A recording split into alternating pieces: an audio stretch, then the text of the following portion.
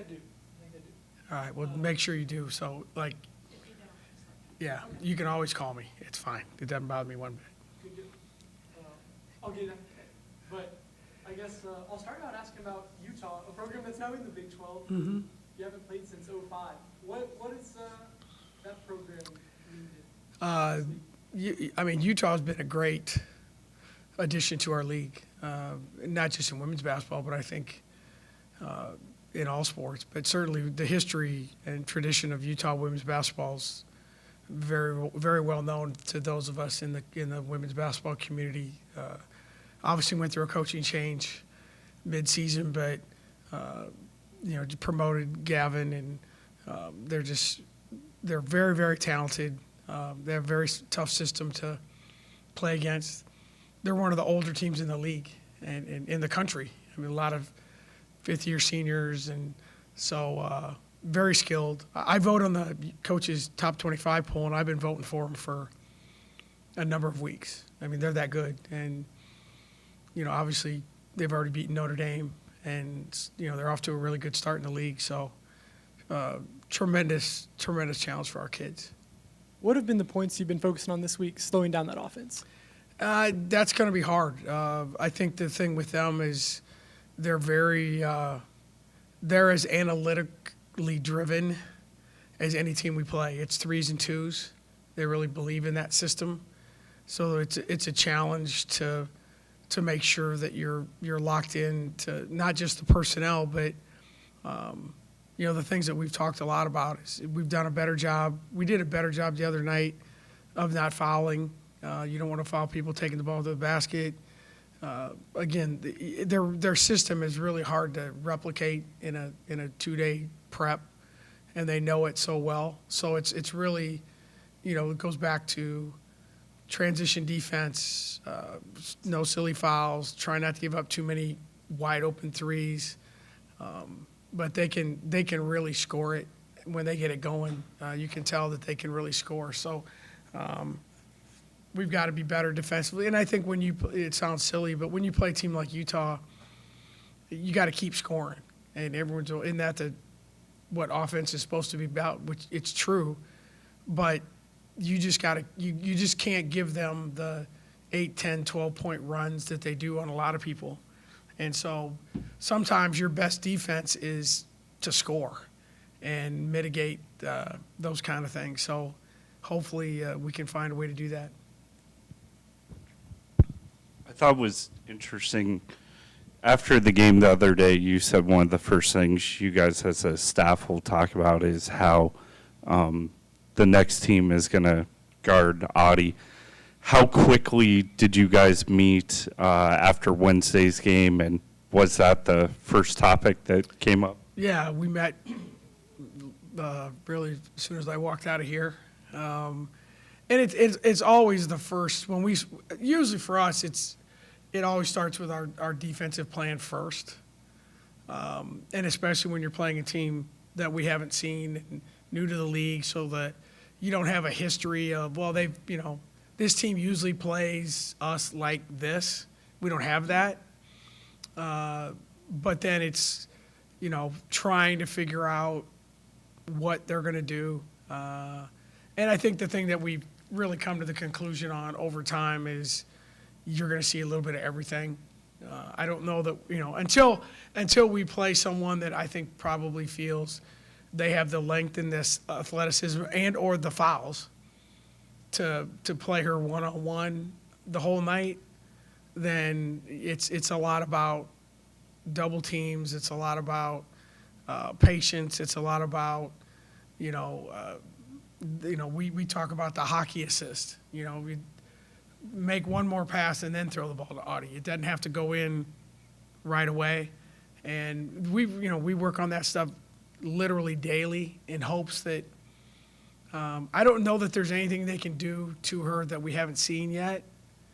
But I think the adjustment within the game has always become something that we try and do. And our scout team does a great job of, we'll do something that we'll tell the scout team, player one-on-one. We'll tell the scout team fronter. We'll tell the scout team doubler. We'll tell the scout team flop and fall down when she looks at you, because we're going to see that from time to time. So we've tried to do everything, and you just hope when you get into the game you can find a rhythm that the other four people can help with. Story won't be running until tomorrow, so you got some time to Okay. to give away what you may think, but just how do you anticipate them trying to attack her? I think they'll probably play her a little bit more one-on-one. They have some length and some athleticism, and you have to be willing to give up some fouls. I think the other thing that they'll do that they did, like their last game against Arizona, they got 2 really quick fouls on Arizona's post player. And some of that is, Audie's running down the floor and you just step in front of her, which is the cheapest foul in America, but it's a foul and under the current rules. Or you post up and she makes a good move, you fall. There's a sniper in the stance kind of thing. And every team does something. And so I think, and especially when you play a team that's really smart and old, they have the little, grab the jersey trick or the pull the chair out trick, or because they've played a lot of basketball. And so my guess is we're going to see a lot of one-on-one with an occasional double team off the bounce.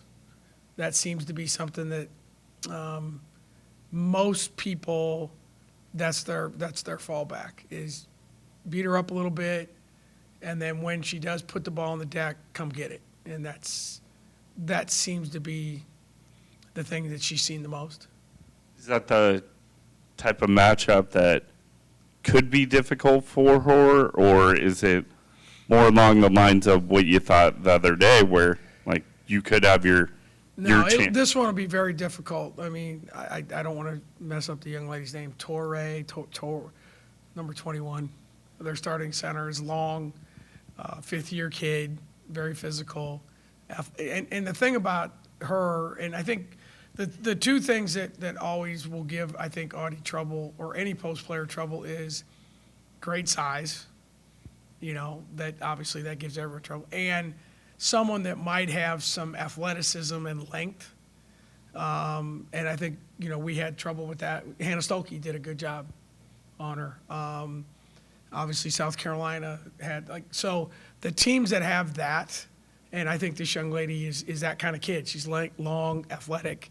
So you can mix up, do you want to front her, do you want to play behind her kind of thing. So, and then they have, a couple kids coming off the bench that are different styles, but it still gives you another body that if you're not afraid, that's not maybe your priority scoring-wise. If you get in foul trouble, that's okay. Just go guard, and we'll sacrifice the fouls. But I think it'll be one of the harder. It'll be much harder than the other night as far as us having the ability to get her the ball.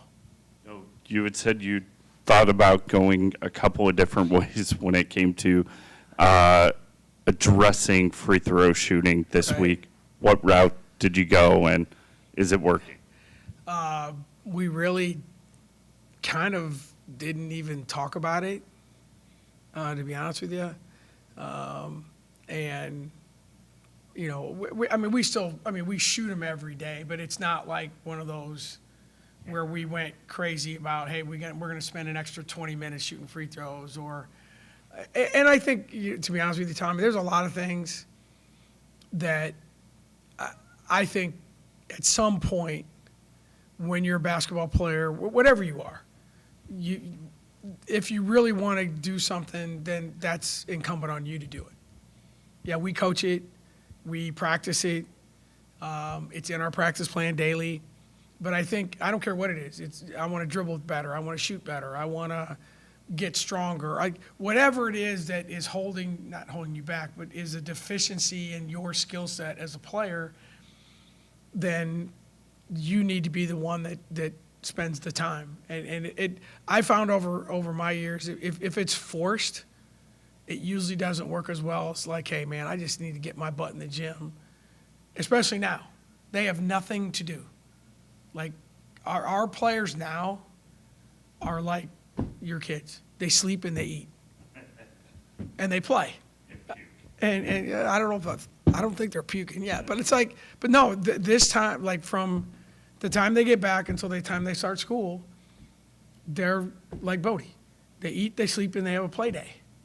That's what our guys are doing. So it's like, if you don't want to spend an extra 15 minutes in the gym, then, you know, and again, it could be anything that we do. It's we either look for divine intervention or, I've never found anything that substitutes for putting in the time. And hopefully our guys are doing that. Last thing I wanted to ask is there's a couple of the biggest men's basketball teams coming back this weekend. I know in the past you've always had some unique people come and speak to the team. Is that something you're tapping into? I don't know exactly who's coming, but we are pursuing that and trying to figure out the timing of it, not to infringe on. I mean, those teams are coming for a reason, to celebrate each other, to celebrate what their success, to enjoy our men's game. Should be a great game against Baylor.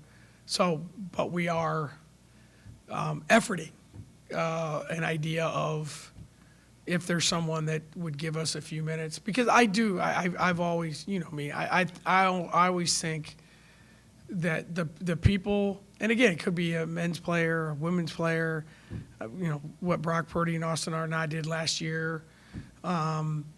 I think when a former student athlete can give a message to a current student athlete, I think that is one of the most valuable things they're going to hear. I really do. Because it's a true life experience by them and their willingness to share and the willingness to hear from them. I tell them all the time, this is going to go quick and it's going to be over, and all the time now that you're complaining, it's going to be over. And those people tell them, this is the greatest time of your life. You're playing in a great place. You're like, to hear that from, it's just, and again, I know I'm rambling, but it's like, when I say this stuff to kids at basketball camp, you know, be a great person, respect your teachers, respect, you know, first responders, you know, all this stuff, listen to your mom and dad, and they're all like, and the parents come up to me and go, I just basically, I said to the campers what their parents say to them every day. But it came from me or one of my players, oh, wow, really? You know, the light goes on. So absolutely, I've always thought that is one of the greatest things or one of the best ways to at least get a real life message across to a young person is to have it done by someone who lived it. And if they recognize that person, it even helps even more. And sorry for a long-winded answer, but I do think that's really, it's a cool thing to do. And we try to do that as much as we can. Absolutely. What did those teams mean to Iowa State and Iowa State basketball as a whole? Oh, I mean, I think all those teams, it was, you know, some of them, I think it was one of those things where you saw the success, and I wasn't here when Coach Orr was here, so I didn't get that initial Hilton magic. Here's Johnny, you know, what he did obviously is tremendous, and I mean we have a sports bar named after him upstairs. So, but I think the teams that, and again, I've been blessed, man. Like TJ is my 7th men's coach. And I've seen a lot of really successful men's teams here, led by phenomenal coaches, phenomenal people. But the investment that those guys made to be good and to represent and to have the success that they had is, and I get to see, I'm lucky because I got to see it every day because that's the one thing about basketball. It's the only sport where there's a men's and a women's team. Like our building we share the same building. We share the same practice facility. So I got to see those guys, and I know them personally. And it's just like the young men on our team now. I mean, it's just amazing. I saw Deontay yesterday. Coach Garrett now. Those are just cool moments for me because I watched those young men grow up and the fun and the joy that they brought to our fans is really cool, and they deserve to be celebrated for what they've done, and they won't be forgotten. That's one thing Iowa State does a great job of. They do a lot of great things, but they really, really do a phenomenal job of celebrating the past, especially those that really did things the right way and brought so much happiness and success and joy to our fan base. And I think that is something that our school does as well, if not better than anyone. And those are fun things to be a part of. I appreciate the history lesson. Yeah, exactly.